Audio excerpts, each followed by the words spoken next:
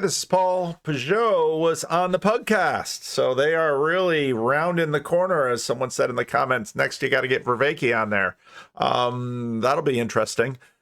Very interesting conversation. Really good conversation. You can really, I've got the Sam Tiedemann moralistic therapeutic deism conversation, the American background religion conversation going on in my head. I've got I'm continuing to make my way through the Prisoner of the Vatican book, which is actually one of the best of his books on this period.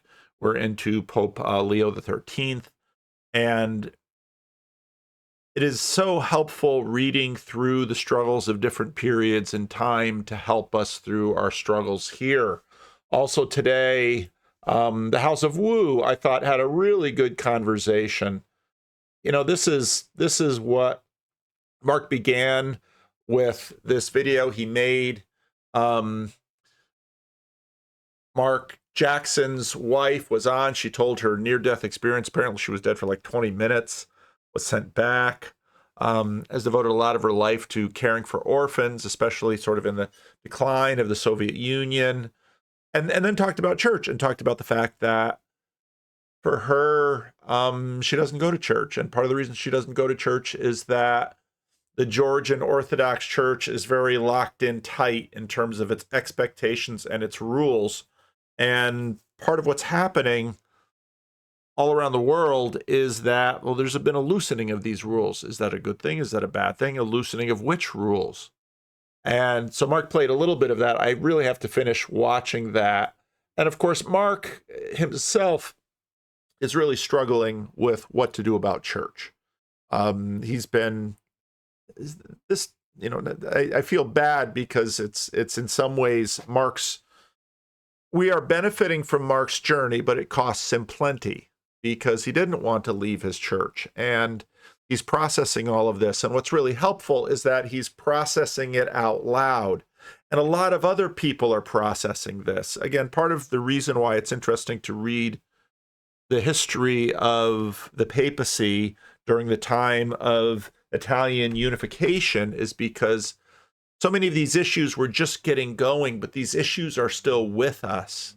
And we're in an American context, and we talked quite a bit about churches. I jumped in, so maybe I'll play some of what I said. So Mark was thinking about, house churches, but house churches, if you think you don't really know what you're going to get once you go into a building that actually has often some kind of denominational tradition behind it that has sort of molded it and formed it and shaped it, and maybe to one degree or another sort of guides it, go into a house church and who knows what you're going to find. And I love house churches. House churches can be wonderful churches. But I told the story. I told the story here too, so we'll see if I say it. Accountability is always the thing that hangs up a lot of evangelical churches these days. They're so entrepreneurial here in the United States, and they're kind of a one-man show. And what if there was a larger network of accountability and comprised of house churches, and then maybe plants, right? Church plants that house churches that were growing into larger established congregations. Is that something? Are we even capable of that level of submission? Well, that's what I was. Chan is up to. Okay, Ryan first, then Risto. Sorry, we had some talk over. Go ahead, Ryan. Sorry about that. Yeah. I would say that's sort of what the Vineyard did. That's sort of what the Vineyard did about 4 years ago. About 4 years ago, they restructured because there was a national team, but the national team was like one guy and an administrative assistant. And then they restructured to have more accountability or more structure where you have regional leaders and area leaders and stuff like that. And I don't know the percentage, but it was more than, I would guess, 10%, probably maybe 20%, upwards of that, of churches left the movement because they couldn't believe that we would impose such a rigid structure. And again, it wasn't like a you have to agree to these tenets. You have to do. It was just hey, you now have like a One of the things that Colin said in the Friday live stream, and I thought he said it well. He said, you Americans, you're just a rebellious country, and there's a ton of truth to that. And that's part of the reason I made the video that I released this morning. Now this will get released tomorrow, so it'll be yesterday for you. But America is deeply liberal in terms of we have an idea of what's right, and we want to be able to pursue it. And we believe that if we do pursue it, if we can't pursue it, it'll be blessed. And Canadians are, maybe I should play. Yeah, I mean, the listeners have heard me bring this up a billion times, but Seymour Martin Lipset had always had this great riff about how the greatest natural experiment in political science wasn't between West Germany and East Germany or North Korea versus South Korea. Canada and the U.S. Canada and the U.S., right? And it's like, he points out, in 1970, both countries told their populations we're going to switch to the metric system.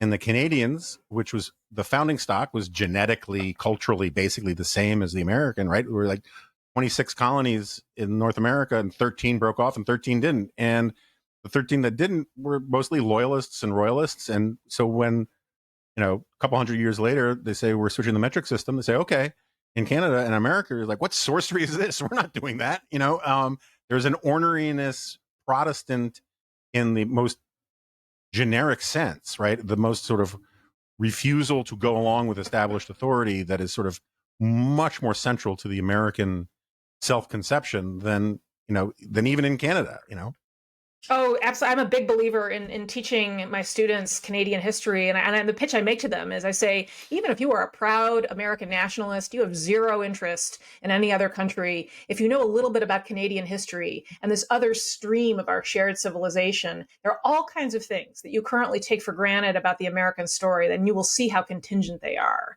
And yeah. I mean, the presence of a separate French Catholic civilization, in the heart of Canada, since the beginning of certainly, well before the beginning of the British phase that results in the polity we know today is so important. I mean, the threat of civil war along lines very different than those we imagine down here, I think shaped a lot of the compromises and the need to rely on a larger state authority to kind of balance out power that have helped deviate the Canadian course from our own.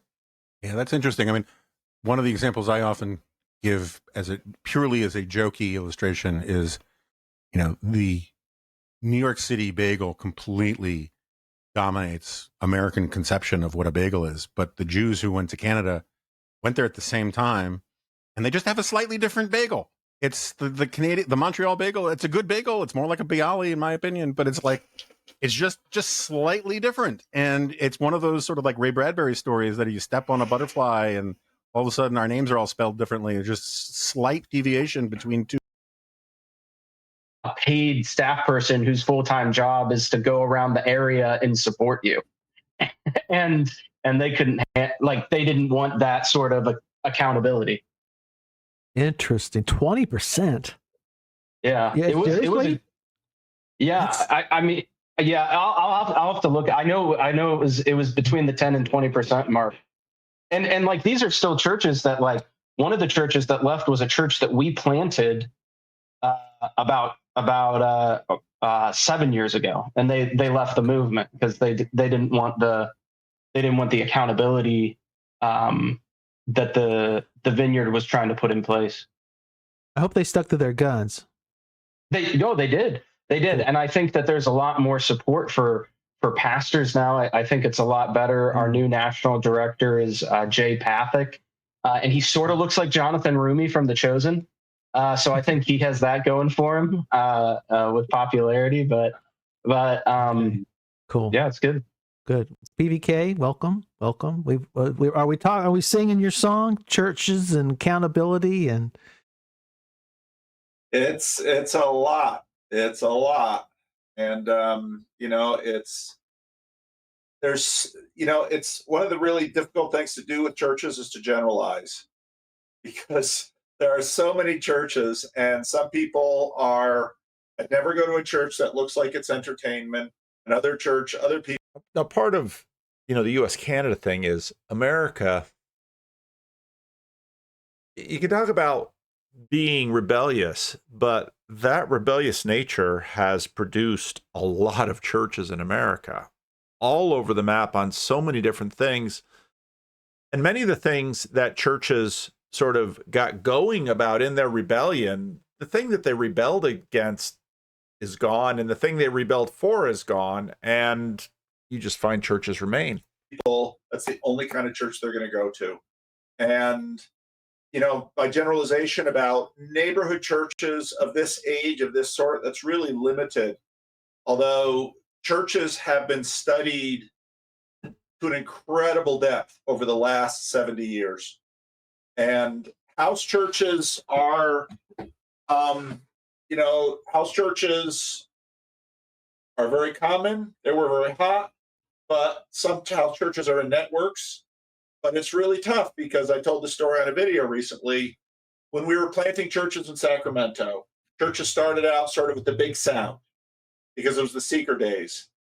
And so that the first church was planted sort of with the big sound in the seeker days. The second church, they wanted to do the cell church model, where there were just going to be a network of groups that would come together semi-regularly for big worship, but then they would do all the life formation, accountability, everything like that. And the guys who planted that church were super capable. Now, there's a lot of,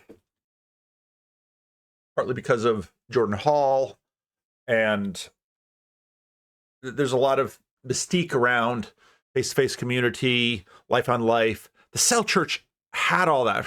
Books back there of, that's all dogma for the cell church, because they say, oh, the big church is a problem. You spend all this money on this big building.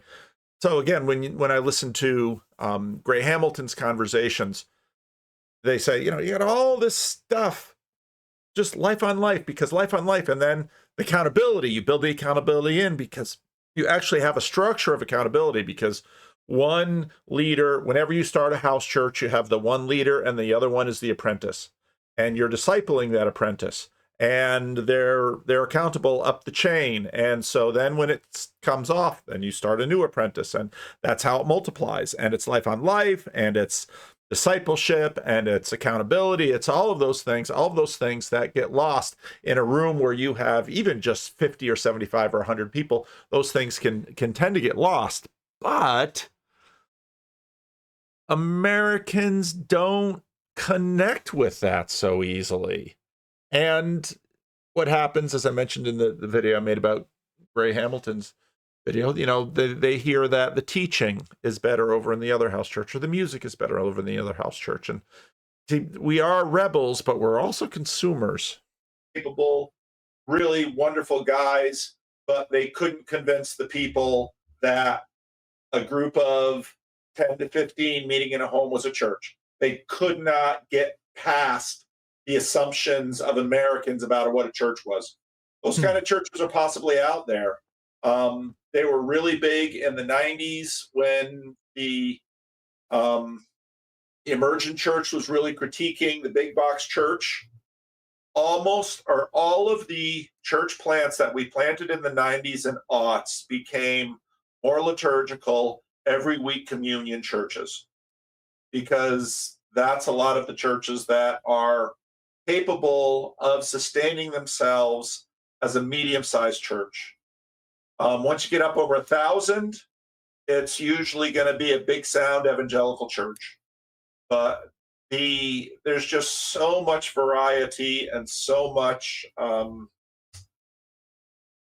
that's just all over the map. There are trends, obviously, but in any given church, you'll find exceptions. And a place like Redlands, there are a fair number of churches around, but you'll see all of the drawbacks. I mean, if you go to a mainline church, you'll enjoy the fact that they're affirming and open, but you'll get frustrated about their use of the Bible and their lack of woo. If you go to a CRC church, They're not going to be open and affirming, but there are going to be, you might find a gay person or two there that just is okay with the posture that the church is at. But officially, the church isn't going to be that. I mean, every permutation in Southern California in driving distance is available to you, but there won't be a perfect fit. So hard. No, it's and it's not about making looking for the And then we talk about Living Stones. If you could go to Living Stones vineyard and other things, but yeah, I didn't know how rooted historically in a certain form of evangelicalism I really am. So I had no idea. Were you Ron a leading? Church of Christ? Say again? I'm sorry to interrupt, guys. I got to go. I'll be praying for Freddie. Glad he's here, feeling better. And bye, Mark. Better, by the way, he's living. He's living. That's good. It's See you, Ron. Have a good dinner. All right, bye, guys. That's a win. Thanks, Yeah, Ron. Church of Christ. That's what this thing is I held up earlier. So Cane Ridge is near Southestuary, if I'm correct. Huh? And it's like, no, not of course. Boundaries, and that keeps. Again? I'm sorry to interrupt, guys. Estuary make the local pilgrim food because we'll have of confessional exceptions because the CRC currently doesn't have them, and it's probably not going to get them very soon because of this fight it's just been in. But the PCA even has confessional exceptions. And so churches all over America are just used to dealing with the fact that people come in and they're formed, like you, Mark, in their past. They don't even know how they're formed. But when they're presented with a question, they're like, well, obviously this. Well, it's like, but there's all these layers of church history that have been built into people, those sedimentary layers. They don't even know they're there. A pastor comes along, asks a question. It's like scooping it up. It's like, well, of course. And it's like, no, not of course. Lots of different answers to these questions. You guys got PVK here. You want to ask him some questions or anything? Well, just on what you said, like there's many days I would love to be Catholic, but I can't sign off on stuff. But our good friends here in town who were evangelical, they were baptized into the Catholic Church recently, but they're worried that they can't attend a different Catholic church because their priest was he's like, sure, come on in. You don't have to believe all this stuff. But now they're not, they're like, well, we'd like to go to another church, but maybe we can't. And that is, I think, the norm in America, which is what makes America the way it is. Because you're going to have, it was so funny because, someone sent me, as in homeroom today, said, this is the proper way to do a Catholic requiem. And she sent that to me because she had just been to a Catholic mass. And she said, it was evangelical in a Catholic church. And that's the way it is in America. Any given churches have a tough time even keeping their clergy in line. That's true. And maybe the church has always been that way. Maybe you just get the oddballs like Mark and maybe me and Luther, who are just the ones who are just like, now, wait a second. I can't be on board with every little bit. But meanwhile, in the Catholic Church, in the Reformation, are people who are aligned with Luther, but don't leave or get kicked out. And I think the reason for this is because people are broadly catechized now by media, by ministries of every denomination, by mixed parentage in terms of Catholic and mixed marriages. And if you had a situation like a medieval village where you have one church fairly isolated, only the clergy can read, the clergy are teaching the people, you'll get a fairly homogenous stack in there. In even my grandfather's generation, which it's just still in the 20th century. He begins his ministry in the 1920s. He goes to these rural CRC churches of immigrant or second generation people, not a lot of education. My grandfather is the most educated person in many of those churches. They had always been in a Christian Reformed church. Christian Reformed churches highlighted and forefronted Christian education and Christian schools. And so people were formed very exclusively by the church. But by the 20s and 30s, radio is going to come online, and newspapers, and many of these influences are going to come through in terms of what people believe, their assumptions, et cetera, et cetera. In this vastly pluralistic society, all of those little questions and all of the instincts compared to all of their temperaments are going to yield churches where no matter what the pastor is preaching, people are going to have all of their thoughts. And you saw this in the CRC where, they really tried to crack down on leadership and, LGBTQ openness, even though a survey that was done in 2016 said there may be 15% of CRC churches that were maybe leaning towards affirming. Everyone else was just sort of... I misspoke. That CRC clergy, churches were even fewer. Conservative, but practice, don't ask, don't tell. That's tended to be the way. But then when someone wanted to push, well, what about membership?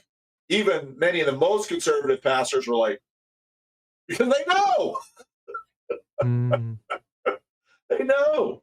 And well, one of the things, I'm sorry, Paul, one of the things we keep circling around the Christian nationalist thing. And I think one of the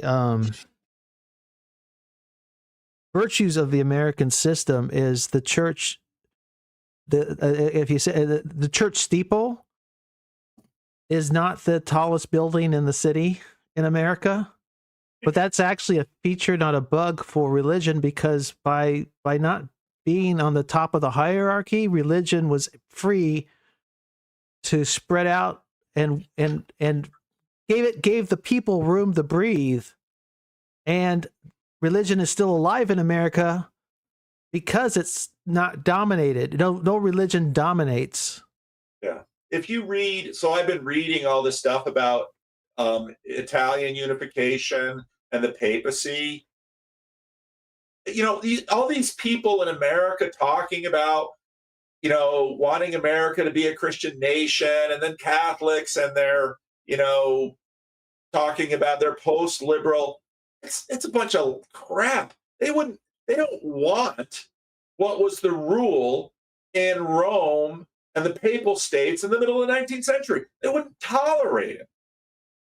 And America in the 17th century, and even before that, said no. And America, America is liberal, and it's not going to stop being liberal in that sense. America isn't going to give up freedom of the press, freedom of religion, and freedom of speech. People won't abide by it. And you have both parties yelling at the other side that you're impinging on our freedoms. And what actually wins with that fight? Hopefully the freedoms. And there's nothing more foundational to people than their presuppositions, and that's where religion lies. So, I still think nationalism is the new bit. And so when you read 18th and 19th century history in Europe, there you have the rise of nationalism. And again, you can see it in this moment in Italy or in Ireland, because suddenly there was this consciousness of, we're Italian, but they really weren't. And some argue still aren't, because in the 19th century, there was no unified language throughout Italy. They all identified from Venice or Piedmont or Naples. There were these amalgams. And even today in Italy, when you travel there, you realize they're still hardly unified, which is part of the reason why people think they do so poorly in wars. Because do I want to die for Italy? No, but I'll die for Venice. Ah. And America was very much like that before the Civil War. There really was no sense of national unity in the United States until the Civil War. Right. And that was, of course, half the country was against the other half, so you can't really call that unity. But that's probably where it began. And then it's always been a pretty loose. The level. Yeah, one of the things that you see in American history is the rise of the power of the federal government. It begins with Lincoln in many ways. And with each war, especially the Second World War, then the federal government becomes this enormous thing. And you can read just Washington before and after the Second World War. 2 different cities, 2 different governments, 2 different civilizations. Part of what FDR loved to do was just multiply these offices and these agencies, and he just spun out these 3-letter agencies all over the map, and some of them lived and some of them died. And we had this little ask for prayer and get a sermon, as Phlebas said. Went to church, and you knew what your class was by what kind of church. Possibly a kind of American version of Francoism or something. That's the concern. The left and the right differ on what they want to bind people with and to. Right. They have different lists. Right. And what Sam was talking about is really the background. I mean, we're in a pretty significant transition culturally now. And you and I, Mark, are old enough to know this. But my mother knows it even more. Just look at how politicians spoke after the Second World War. But God sort of meant something different. I mean, there's so much subtlety and nuance there. And the nation was very different. It was much whiter. It was much more homogeneous in many places, and it was much more hierarchical. It's much flatter today than it was then, by virtue of the fact that, everybody, a respectable person went to church, and you knew what your class was by what kind of church you went to.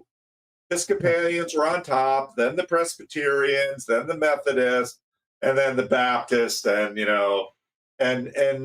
that's pretty well. By the time you're Baptist, you're working class, and if you're Pentecostal, you're poor.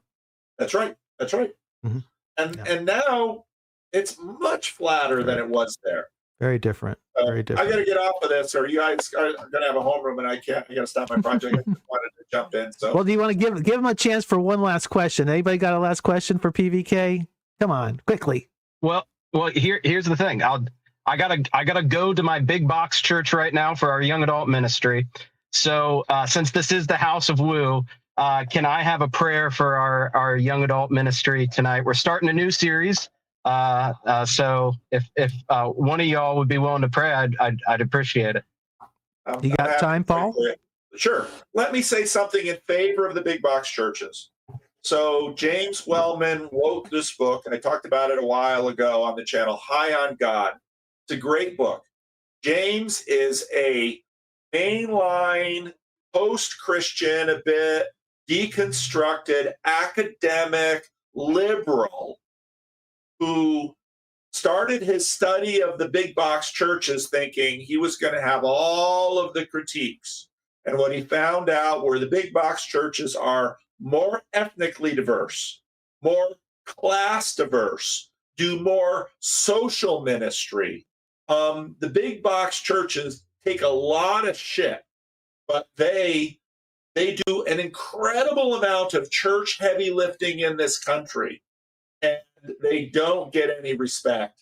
And this is a guy who came into that study saying, I'm politically at odds with a lot of them, I'm theologically at odds, I'm culturally at odds, but he did an in-depth study of them. And he has this critique in the book too. But basically he said, America without the big box church would really be hurting.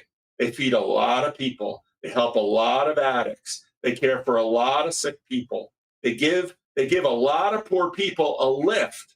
And it's actually a place that a lot of wealthy people, their money really gets down to help the poor.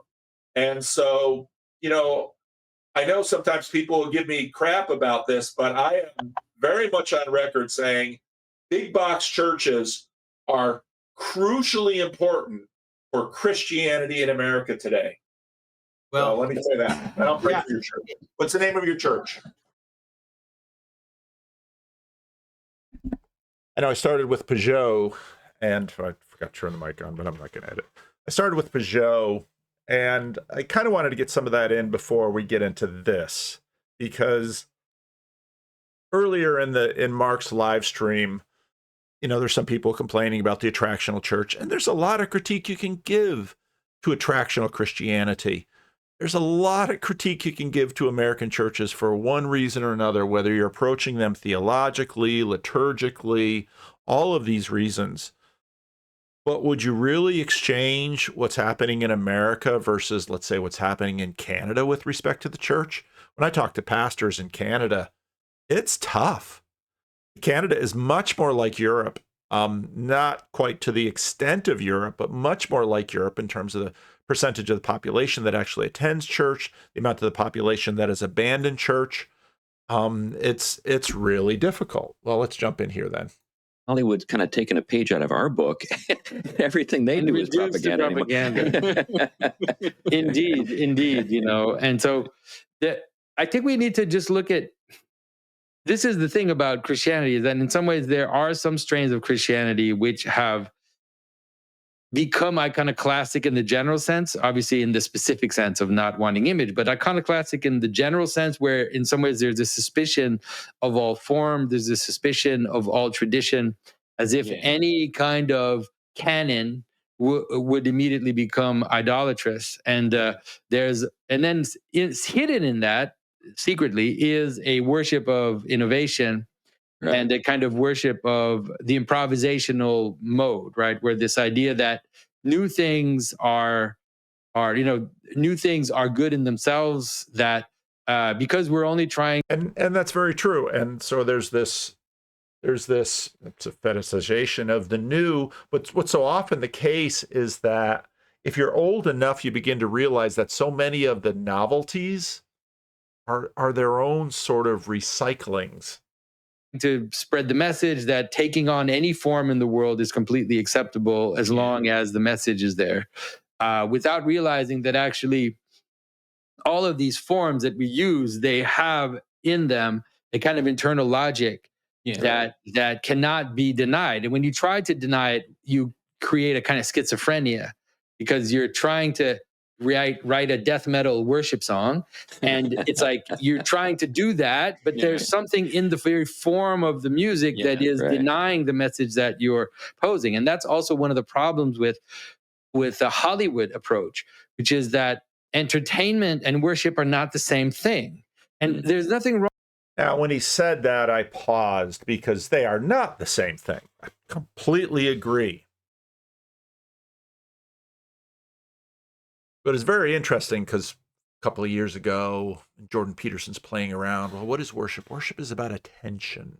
What do you pay attention to?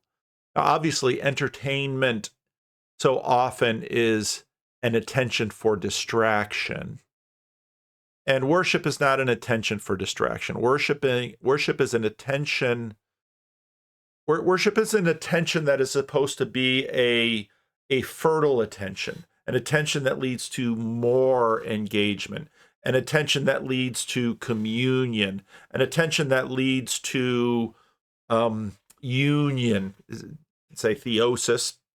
Protestant words tend to be union with Christ, which is the is generally how Protestants will. But it's a tension that reinforces devotion and formation and communicates loyalty and love and fidelity. And entertainment doesn't do that, but you'll notice that entertainment itself does beget that sometimes. And so I come from a tradition that loves, and what's interesting about this group here is these are all Reformed people. Wiley is a PCA, Presbyterian Church of America pastor. PCA is a little bit to the right of the Christian Reformed Church, much more American, much more Anglo. The Dutch Calvinists have a little bit, but PCA women deacons, no women elders, no women ministers, at least with respect to some of those things. Glenn Sunshine had taught at Calvin for a while. He's an academic, very much reformed. Shoot. I forget the other guy's name. Come on. Is it in the notes? Please let it be in the notes. Sorry, my apologies if you watch this, but he's Anglican, and that's why he's got an Anglican collar. He had just been doing some ministry, and so was late to the podcast, but also deeply reformed. And when I haven't heard Wiley talk too often, but the two guys on the bottom, when they talk, it's like this is what I grew up in. This is the social critique, the looking at the roots, all of this stuff. And Peugeot is doing it too. But when he said that, it's like, and I know it's easy to knock the big box church. But this is becoming the background liturgy of America, against which other churches are going to differentiate and try to draw their people up into higher registers. And that's not a bad thing.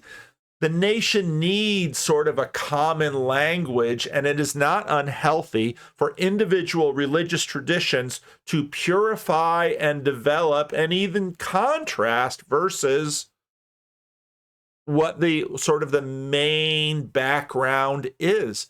Part of the reason this is the main background, Ozzy Osbourne, there was on Paramount Plus, there's a documentary about Ozzy Osbourne, doing his last concert before he dies. And we're talking Ozzy Osbourne here. Black Sabbath. Biting the head off bats, what he's known for. But it was so interesting watching. You cannot watch. Lately, I've been watching a bunch of sort of rock biographies. Billy Joel, I mentioned that one a bit ago. I watched the Bee Gees one, watched an ABBA one. I'm very interested in rock biographies, partly because it is so religious, and the liturgy of big box American megachurches sort of came up with rock and roll. And again, you have to go all the way back to this revival, which was the Jesus movement in the 60s and 70s, where people are getting into the hippies and they're just watching their lives crater, and a certain percentage of them then stumble into church, and you can look at Jesus Revolution and that whole story. And then you look at the development of Christian rock. Why does the devil have all the good music? Randy Stonehill, Chuck Girard. Chuck Girard is the father of What's Her Head, who is a Christian YouTuber. Childers, is that it? And so this is culturally American. Can it be critiqued? Absolutely. Does it have its deficiencies? Absolutely. What was so interesting here was, on one hand, Jonathan said that about church. But a little bit later when he's talking, I really love this conversation. I thought it was a great conversation. But then Jonathan starts talking about art. Maybe we'll play a little bit more before we go there. Wrong with entertainment. We could have powerful entertainment as a kind of just a part of our reality. But when we start to confuse those, because with the thing you're trying to do with entertainment and the thing you're trying to do with worship are not the same. And therefore, you can create this kind of schizophrenic culture if you try to confuse the modes. Yeah, it's an interesting thing you say there. I've had these conversations quite a bit with a lot of the younger people who are coming to a somewhat traditional church like the one I go to, and they're asking these sorts of questions. Like, I used to think that, because I loved hip hop, now I just wanted to write hip hop for Jesus. They said, but through actually, I saw this developing in the 90s with the background of the Seeker Church. We had millennials who had already sort of walked away from church, and then they'd come back here. They'd come back here because maybe they're visiting a thing for their grandparents or something like this. And they already were saying things like, when I go into a church, I don't want to hear a bad rock concert. Hey, fair enough. I expect it to be churchy. And this was in the midst of the worship wars where the seeker movement was going. And part of the difficulty was that it's so interesting. If you go back to Mark's live stream, Mark voiced what was on the minds of many boomers, which was churches were inauthentic. You can look back on the Molly Worthen talk there too, because this culture of authenticity just sort of reached a purity fever pitch. Everything had to be off the cuff or it was rote. And a big part of what has happened is you get this, what to call it? You get this generational rotisserie. What do I mean by that? Is certain elements of our culture just tend to go in and out and in and out. You know, if you go to Costco and they have those rotisserie chickens, they go around in this big thing. You get this generational rotisserie where it's rote, it's formal. And what happened with the boomers is they rebelled against the rote and formal and said, no, we want authentic. And then the generations come around and say, oh, this authenticity stuff is such crap, you know. The vast majority of people off the cuff things, and it's just slop. And what I'd really love is the Book of Common Prayer, where you have masters of the English language actually forming the English language as they're forming the prayers of the people. And I did a Randos with a Dutchman who, you know, sort of went through this. So you have this worship cultural rotisserie that goes around and around and around and around. There was these guys, what I love about different kinds of conversation with different kinds of people is I think these guys got a lot out of Peugeot that I haven't heard with so many of the talks that he's given, because so often he's talking to other Orthodox converts and they agree with so much. And it wasn't that this conversation in any way got adversarial. No, there's a tremendous amount of agreement, but there's a tremendous amount of agreement by different people from different positions. Conversations, I realized that you can't just you just can't simply put the Jesus name on it and make it informed by the richer things that Christianity has. The form matters, and when you just take a form that hasn't been encountered the fullness of Christ, like brought under Christ in the right kind of light, then you import a lot. And what he said right there, I mean, that's exactly what I grew up with. This was Kuyperian Calvinism, take every idea captive, not one square inch, yada, yada, yada.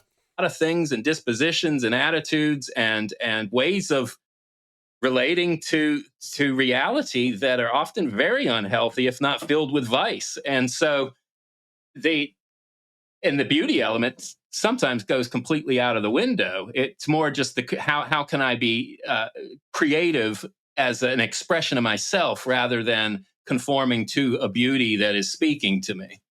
Yeah. And I think that there has always been in Christianity from the very beginning, there has been in some sense a basic division between that which is sacred and that which is secular. Yeah. And that division is one which there's a hierarchy. And this is, I think, the hardest thing for people to think about. It's not that hip hop is evil in itself. I don't think it is, but it can only serve certain goods. It can't do the whole thing. Like you can't use certain, it's like I like chocolate chip cookies, but I don't serve them for dinner because they don't serve that good, right? They have a certain role and they play a certain part. And I think that's what's true about entertainment. It's true about a lot of the modern musical genres. The modern musical genres are very sexualized, even in the rhythms that they're very sensual. Let's say, even in the rhythms that they propose, they're very immediate. They kind of they can bring up aggression. They can bring up all of these passionate elements. Now, the truth is that in the ancient days, they had songs like that too. Do you think they didn't have drinking songs? They didn't have slightly bawdy, songs that existed in the secular sphere? And it's not like anybody was trying to prevent people from singing those songs or trying to ban them. None of that was happening. But you weren't going to bring some bawdy drinking song into church. Then you would get in serious trouble, right? Then they would kick you out. And it's all about finding the right the right place for the right things is what I think. Yeah, I think I've used the term fittingness. I've heard that used sometimes. You just think about, does it fit? Does it fit? Yeah, Glenn. There's a medieval songbook, the Libre Vermel. It's from Spain. If I remember right, the monastery of Montserrat. Montserrat was a rest stop on the pilgrimage road to Compostela. And what would happen is people would go into the church, and to entertain themselves at night, they would dance and they would sing actually some pretty bawdy songs. And the monks weren't really happy about this, understandably. So they took those melodies and they wrote Christian words for them so that they would have something to dance to that was edifying. And if you hear these, I mean, there are some very impressive songs in this series, but there's one in particular that sticks out to me. It's this lively, upbeat, happy-sounding thing that's all about death. Yeah, sometimes it doesn't work when you try to. Yeah, yeah, but there is. I mean, I think that as Christians, in some ways, we do have to kind of uplift culture as much as we can. So, like, let's say you do have a Christian hip hop artist. Yeah, that Christian hip hop artist doesn't have to specifically talk about like side Bible verses or, there's a way in which you can serve the best part of what you're doing. You could, there is a type of aggression which is useful if it's directed in the right way. There is a function for sensuality and for dancing and all these things, and that can be directed. Obviously, some of this stuff is a little hopeless. Like there are certain types of music that are in some ways so.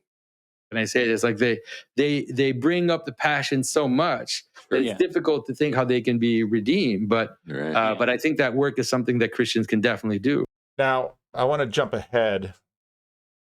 I think this will do it. Yeah, well, I would say this is the hardest training to get people to do, is that one of the things I think Christians really have to get rid of is the idea of art. Like, the modern idea of art, like the idea that art has value in itself, that's just absolute nonsense. Like, who cares? When someone looks at a de Kooning painting or some color field painting from the 70s, and they'll say, well, is that even art? The answer is, who cares? Really, who cares if it's art or not? Like, that's not the point, right? What is it doing? What is it serving? What is it participating in? Those are the questions that we should be asking. And as Christians, we should have no like ambition to make art. What the heck? Who cares? Why is art has no value in itself? We should learn to make art in order to serve certain goods that we can identify as being true. And that is what I would say one of my, going down the path that I went was rediscovering, the language, the embedded language of Christian iconography, but not just the iconography, but the Okay, but I want to focus on, and again, this is actually one of my favorite recent Peugeot appearances, because these guys get him to talk in a register that I don't often hear him. And obviously he knows this is a majority for a Protestant audience and even a Reformed Protestant audience. But okay, so he just in some ways made the point about art. But what about worship? Make a joyful noise unto the Lord, all the land. Reformed people have thought about worship a lot. There's a thing called the regulative principle of worship. It's very direct in the Westminster, one of the Westminster Confessions. It's in the Heidelberg Catechism, but as with many things in terms of contrasting the Heidelberg and the Westminster, it's much more implicit. And the idea is there's sort of this, for especially a number of years ago, watched people sort of go around this. You should only do in worship what is prescribed by Scripture, versus you should not do in worship what is prohibited by Scripture. I really appreciated the conversation they had here in terms of imaging Christ versus imaging God the Father. That was a very interesting part of this conversation. And again, there wasn't a lot of disagreement in this entire conversation.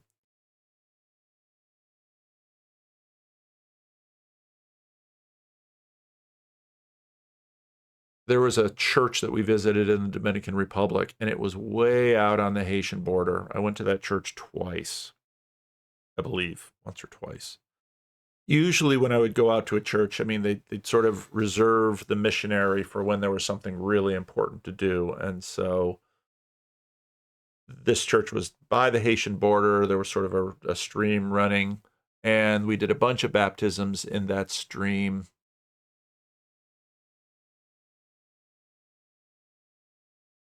The church itself was, they kind of put something together for us being there.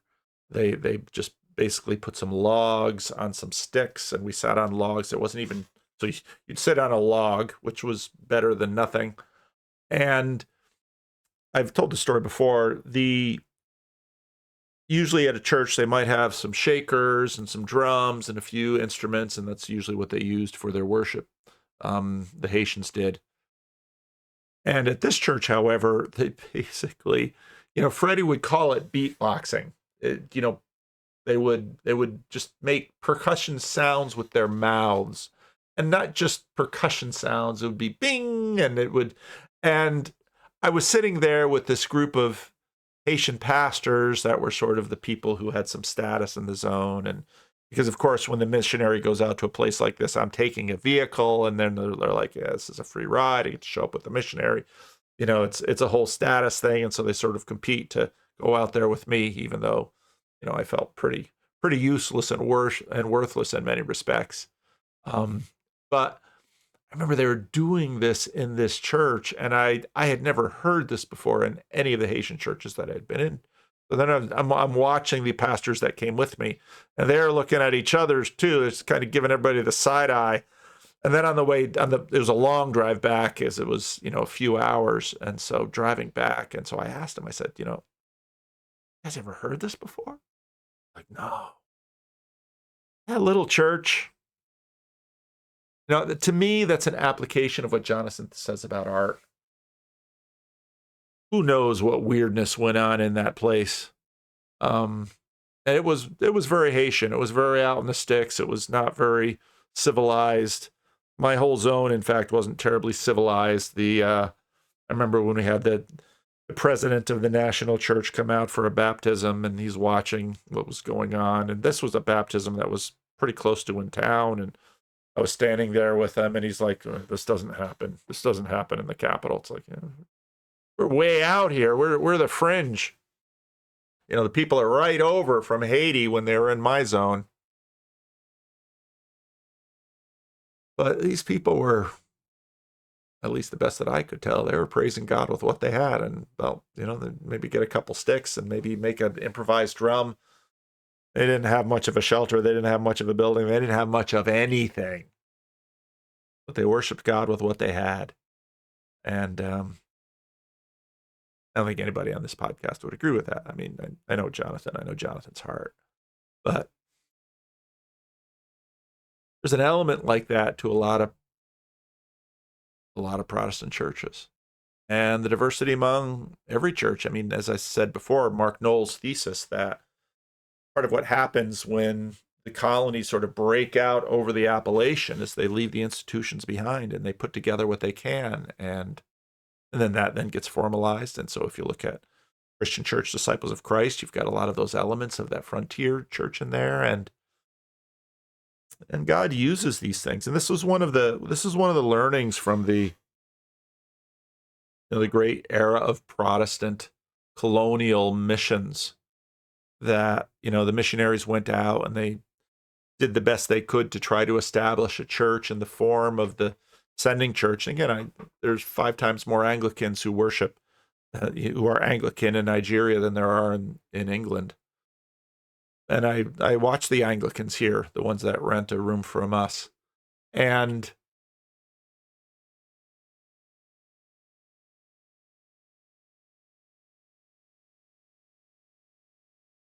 in almost every case, part of what happens is that the church indigenizes. And yeah, there's problems that come in. There's usually some syncretism. There's a whole bunch of things. But even if you look at Orthodoxy, it's part of the reason that the Orthodox Church is so chaotic and diverse in its own way is all those same reasons. And these are ancient churches. But uh, Mark knows that I'm fascinated by church life and variety of religious expressions. Um, do you have any connection, interest, relationship with the Georgian church? I was baptized as a Orthodox, and I was quite uh, into it when I was a child. But then my experience showed me that I'm sorry, but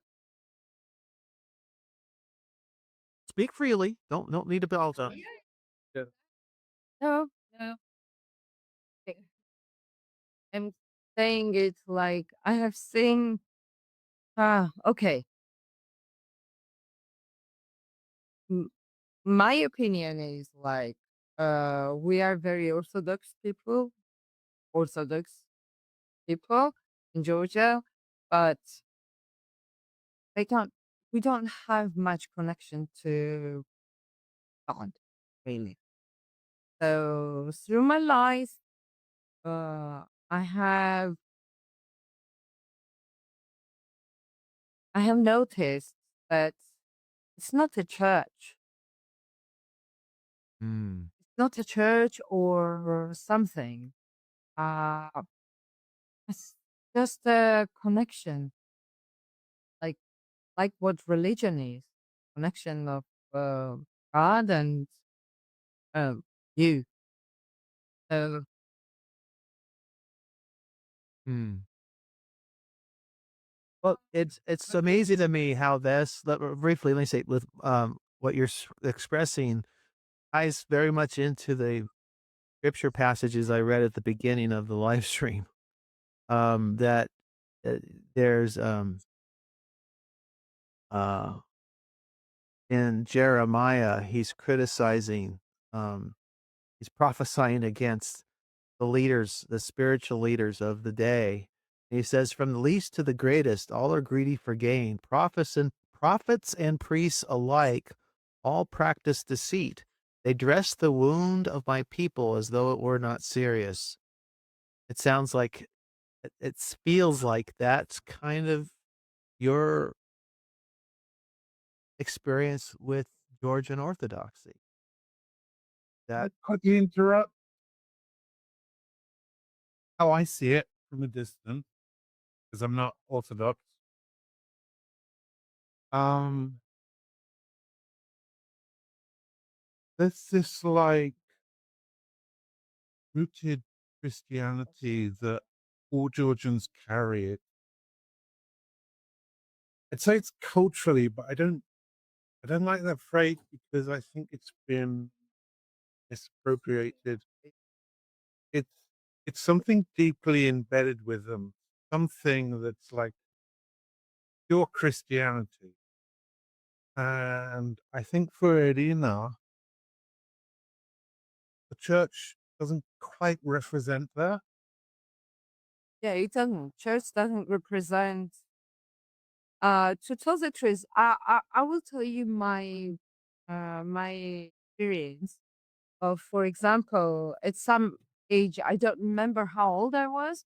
I had this moment of like, oh my God, I'm so happy. I was baptized as a Christian. So I realized at one moment in my life that I'm very happy I'm Christian because I Christ represents for me the best teacher. Christ. Yes. Not the church, not the or every church. I I have not met any church what really Christ was teaching us. I have not I have not met any church what really Christ was teaching us. I'm sorry, maybe I'm wrong, but what I read and what I have felt while reading Christ's teachings is different from what any church. That's my point.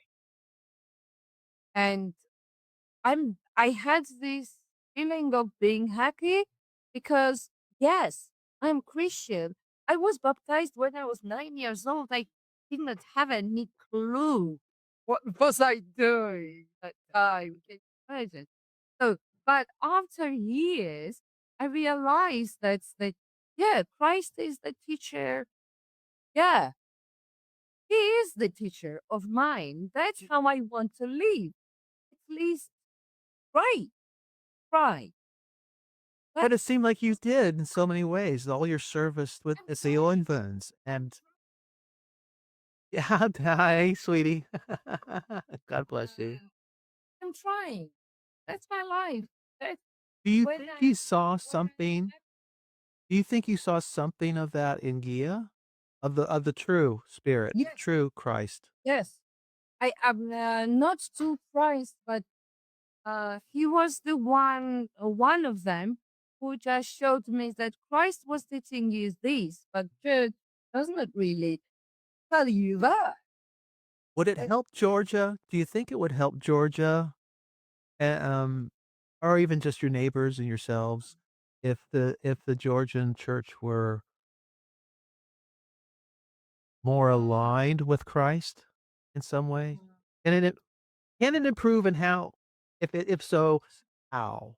I guess would be my question for you. And it's just your opinion. I'm not asking you to speak for every. Yeah, yeah. The thing is that uh, oof, that's a very difficult question to tell the truth about Georgians because they are very, very orthodox. Most of them are very orthodox, and they would probably bully me a lot with these words, but I don't Well, really don't care. say anything to get yourself into trouble. No, no, I really don't care. The thing is, like, if I What's the just, thing? I just remember this joke. Do you remember that joke when the Oh, I'll leave it here. Links, of course, are below for all the videos that I played, as is usual. And I listened to her talk, and just the same point I made with Mark's live stream. People are being formed by so many different things, and again, I'm really happy for the revival I see happening in America of the Orthodox Church, of trad Catholics. But if you look at, say, I know people who are going to the the Latin Mass, would they have been happy in the Papal States in the 1830s? No, no. And so it's really tough for churches to sort of feel their way through. And here in this consumerist culture, part of what it sort of forces churches to play are you work your niche. And now it's because of how religion is, it's on one hand easy for churches to be sectarian because it's sort of like once you become a convert and you find a church that is beautiful and you love it and God speaks through it, it's like that's the only one. Of course it's the only one. But then when you're in the middle of your family and you find that others are, and you say, oh well, maybe I'll just let God worry about that. Pluralism has its impact, and I suspect that Georgian churches, from what I've heard from Bern, they're by no means full. It's deeply cultural, but do they go to liturgy? Do they take the Eucharist? Do just do it every now and then? And again, it's interesting at least in Latin Christendom in Western Europe. I mean, church attendance just rises and falls throughout history. It does so in American Christianity with Protestants too, but different. And so, and I can't help but see through a culture that has been deeply shaped by a fetishization of authenticity. It's very much who I am. So, yeah, a look at the rotisserie. Maybe that's the rotisserie of liturgy and churches. So, all right, I'm out of time. Leave a comment.